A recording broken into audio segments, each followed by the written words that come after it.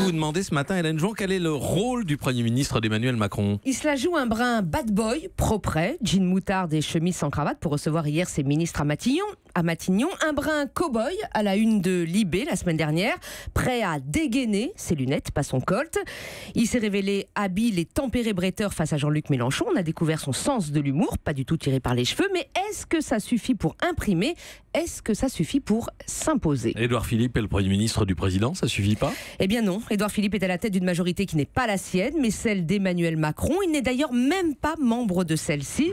À partide dès demain, puisqu'exclu des Républicains, va-t-il rejoindre La République En Marche ou rester ce Premier ministre dont les vrais amis se comptent dans le groupuscule des constructifs de l'Assemblée nationale? Et puis, quelle latitude a-t-il? Emmanuel Macron n'a jamais caché qu'il souhaitait renouer avec l'esprit originel de la 5e, mais aucun président n'a à ce point fait peu de cas d'un Premier ministre qui ne cesse pourtant de jurer de sa loyauté. Il suffit de se rappeler comment il a recadré son discours de politique générale. À peine Édouard Philippe avait-il présenté son agenda des réformes, qui remisait à plus tard la réforme de l'ISF et de la taxe d'habitation, qu'Emmanuel Macron lui rappelait qui était le chef et remettait tout ça à l'endroit, avec le résultat que l'on sait. Mais soldat parfait, même devant la bronca soulevée par cet ISF lors de l'émission politique sur France 2 en septembre, Édouard Philippe, bravache, continuait à soutenir « J'assume », disait-il.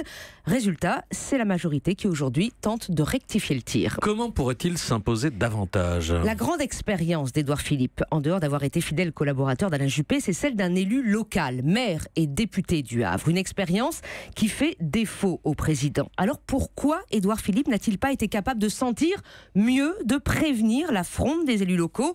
Fronde spectaculaire qui aujourd'hui menace le dialogue entre le pouvoir exécutif et les territoires. Alors ok, pour sortir des vieux schémas rabâchés de la 5e, Premier ministre paratonnerre ou fusible pour le président, mais il ne peut se résoudre pour autant à n'être que son vassal.